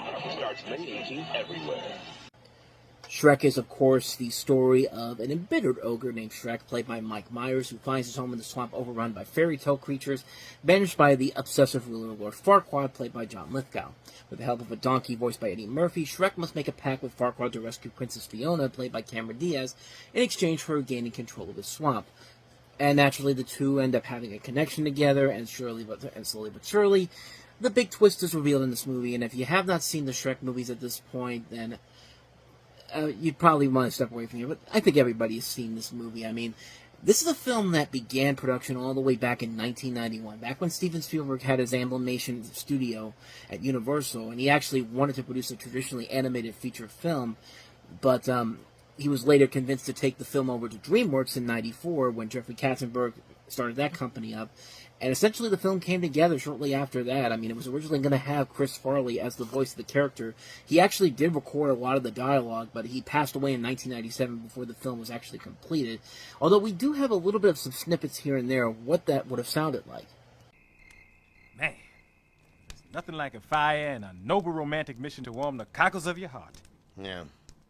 I like my cockles room temperature, thank you very much. Hey, if you're not doing this for cockle warming, why are you doing it? Simple. Fartwad gets his princess, I get what I want. Which is? Now, come on, what do you want? I don't have time to set it to music. Oh, this is another one of those onion things. No, this is one of those drop it and leave me alone things. Well, why don't you want to talk about it? Why do you want to talk about it? Well, why are you answering the question with a question? Why are you asking questions I don't want to answer? Why are you blocking? I'm not blocking. Then why do you have problems expressing your wants? I don't. I want you to shut up. See? No problem. You're just displacing your anger. Believe me, it's properly placed. You're really mad at whoever did this to you. No one did anything to me. Yes. Someone hurt you so bad. Someone hurt you many years ago. Leave my parents out of this! Breakthrough! Let's go with that. Let's explore family origin. Were you hugged as a child, Shrek? All right. I want a home. And someone to share it with. Okay? And it definitely would have been very interesting to see what a Farley Shrek would have been like in the long run. But like I said, he died before the film was finished, so basically Mike Myers had to come in, and of course he gave Shrek the Scottish accent, and then the rest is history from there. The film actually was intended to be created using motion capture work, but because of poor test results that came from that, they basically hired the company that did Ants to do the final computer animation. And obviously the film parodies a lot of different fairy tales and animated Disney films, but this film really changed the game for CG animation to say that, hey, we're here and we're willing to compete with you guys, to compete with the likes of Disney, because this thing was a massive game changer in animation. It showed that Disney and Pixar weren't the only big names that could go in there, create great CG films in general. Anybody can do it if you have the right people behind it and the right purpose to it, because DreamWorks had been slowly but surely creeping in on Disney's money for a number of years, of course starting with the Ants and the Prince of Egypt, and then following that up the year before with The Road to El Dorado and Chicken Run. And this was their fifth film, and this was the film that really showed what could happen if you put if a studio like DreamWorks can come in and be a real game changer for the computer animated war that was to come later on in the years to come. And this won the first ever Oscar for Best Animated Feature Film too, so that was kind of notable as well, to beat Monsters Incorporated, a Disney film. And Jimmy Neutron of all things got nominated for that, which is very odd for a Paramount Nickelodeon film, but we'll get to those two movies later on down the road. But of course, I don't need to tell you how massive the Shrek fan base continued to grow. It was the big hit of the summer. It led to a lot of sequels, a lot of spin-offs, of course. Shrek became a global phenomenon and has been well regarded as one of the most influential animated films of the 2000s, and was actually selected to the National Film Registry's preservation from the Library of Congress in 2020, becoming the first animated film of the 21st century to be preserved on that front. And And it's definitely well-deserved. I mean, I don't think I need to say anything more about this particular film that hasn't already been said already, because most of you have seen this movie. And even if you haven't, you should have seen something from it by this point. Even if you didn't see this one, you should have seen at least some of the other sequels in general, or anything from from Shrek. You know who this character is. I mean, it's a fun concept. It's a really fun idea. The voice work is top-notch. You've got some really great talent behind the scenes. Is the animation for the time? It works fine for what it is. It could be dated at times, but then again, computer animation was just slowly but surely beginning to become what would eventually become nowadays, where you can do a whole lot with CG animation nowadays compared to what you could do back then in 2001. But like I said, it was the movie that showed everybody that Disney was not the only kid on the block who could make great animated material, and this was at a time when Disney's second renaissance was slowly but surely coming to an end. And as we're going to find out in a couple weeks from now when we take a look at Atlantis, this film clearly went over Atlantis' box office numbers big time, and just added another missed opportunity for Disney in that front. But DreamWorks took it over from there. And like I said, man, there really is not much more I can say about this movie that hasn't already been said. It's a fun movie. It's well acted, well animated for the time. I mean, great voice work, great comedy. It's just a really, really good movie. A great soundtrack, too. I mean, it was a game changer for a number of different reasons. And, like, this is a film that really, like, it really changed the game for what we know animation to be today. Like, it was a film that really took a lot of chances, and it paid off big time. It went on to become one of the most influential movies of its time, and you can definitely see why it holds up after all these years. Like, it's still a very fun movie, and who would have guessed that they would be able to do it again the second time around? But we'll eventually get to that when we get to the second film in 2004. But yeah, not much more I could say about this one already. Shrek really is something special. I mean, I guess you could say Shrek is life. Shrek is everything. Like you know what it is. But yeah, you can tell that this movie still has a massive impact on people many, many years after it came out. I was lucky enough to see this in the theater there, and I fell in love with it right out of the get-go, man. Like, this is just a great, fun movie. I mean, this is just a really, really enjoyable film. I love it. You love it, too. It's Shrek, man. Shrek is life. One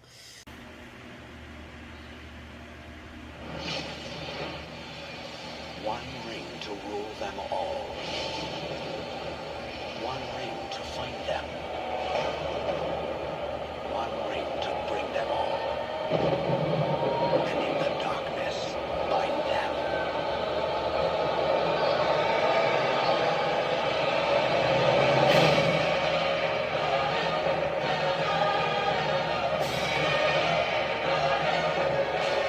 Next Christmas, the most extraordinary tale ever told will come to life.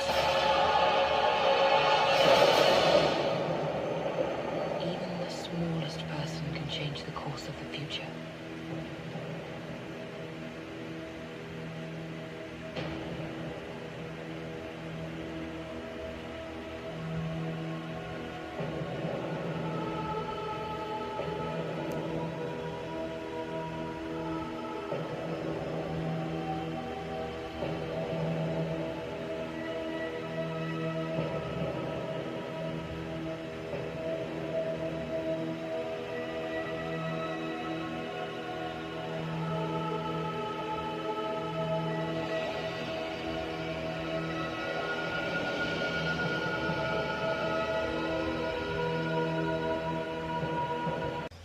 Yeah, you thought Harry Potter was a big gamble for Warner Brothers.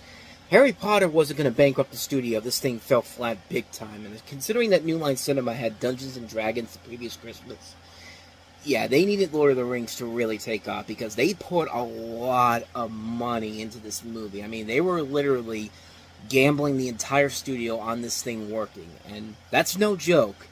This thing had been in development for several years, all the way back to 1997 when they first developed. When Peter Jackson first developed this with Christian Rivers, who became a director in his own right, yeah, they brought in a number of different people all the way back. This thing started shooting all the way back in 1999, and they shot all 3 films. I think they shot all 3 films back to back, if I'm not mistaken. I could be wrong on that, but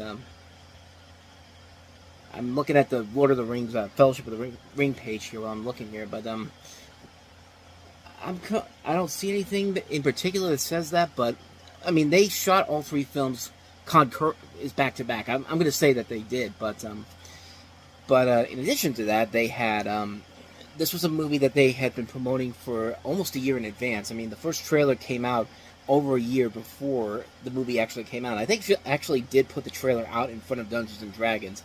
And if I remember right, I think there was actually a commercial I saw on YouTube where they actually did say, you know, come see Dungeons & Dragons and then see the brand new trailer for the Lord of the Rings plastered onto it. But now I'm curious. I want to see if I can find it. Okay, I couldn't find it on there. I could have sworn I saw one commercial on there that said, you know, come see Dungeons & Dragons and see the trailer for the Lord of the Rings. But bottom line is that the Lord of the Rings was a huge gamble for New Line Cinema in many different ways. Like I said, the studio was literally riding on this thing, paying off in the end, and New Line put a lot of the effort into Peter Jackson's hands. I mean, and luckily it paid off big time because Peter Jackson did a hell of a job of bringing this epic to the big screen, and it started with the Fellowship of the Ring. The story of this one is that you have the story of the Dark Lord Sauron, who seeks the One Ring in Middle-earth, of course, which contains part of his might to return to power. As the trailer says, one ring to rule them all, one ring to find them. The ring has found its way to the Hobbit, Frodo Baggins, played by Elijah Wood. The fate of Middle-earth hangs in the balance as Frodo and 8 companions who form the Fellowship of the Ring begin their perilous journey to Mount Doom in the land of Mordor, the one place where the ring can be destroyed. And the journey begins, and from a visual perspective, from a story perspective, the fact that it's basically 3 full movies where it's nothing but, for the most part, people walking and then coming across obstacles.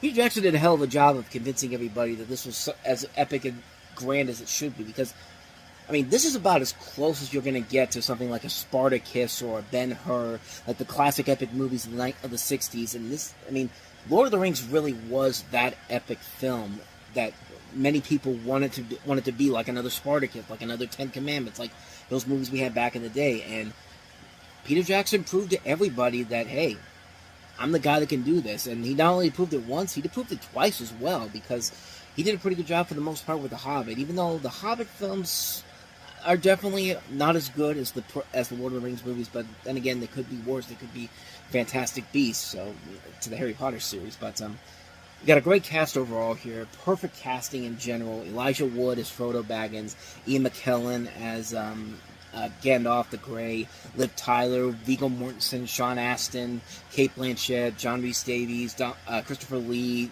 Orlando Bloom, Dominic Monaghan, Hugo Weaving, Andy Serkis, Ian Holmes, Sean Bean. Just great cast overall. The music of Howard Shore.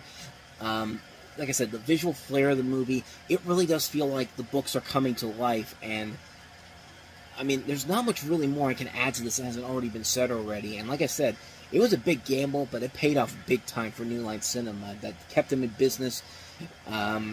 Hopefully, they thought for the foreseeable future, but then how do you make 3 of the biggest movies of all time and then go out of business 7 years later, being sold off and cut into Warner Brothers? I mean, how does that happen? But we'll eventually get to that as we go down the road here. But Lord of the Rings, The Fellowship of the Ring, what more can I say about it, man? It's an epic on so many levels, and it's one of those ones that I did not get to see in theaters when it came out. I didn't really have much of an interest in Lord of the Rings when it came out at first.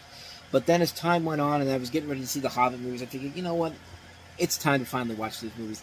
I'm glad I finally got a chance to watch them after all those years, because I could see what everybody was talking about. These movies are incredible. These movies still hold up.